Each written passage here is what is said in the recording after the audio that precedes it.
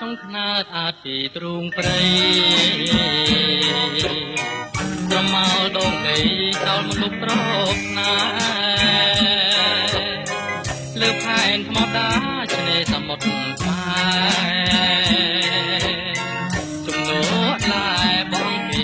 កោះរុងត្រង់កំពុងសោមស្នងឋានដុសសិត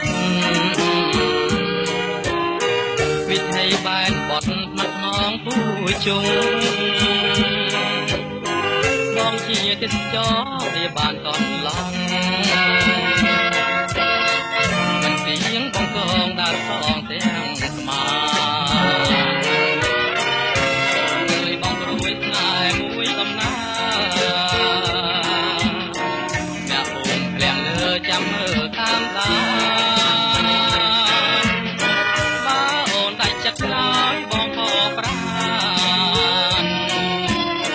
ញាតផងព្រៀនទីទៀនបងហើយ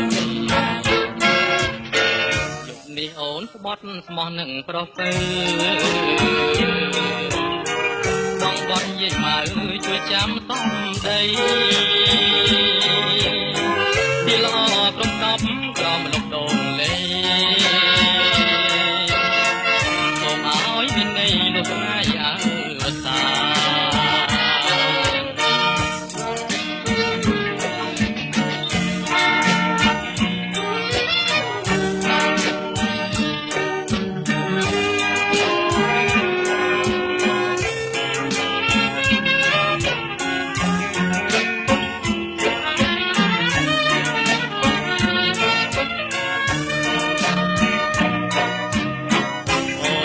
បងព្រួយស្នេហ៍មួយកំណាអ្នកពងភ្លៀងលើចាំមើលតាមដា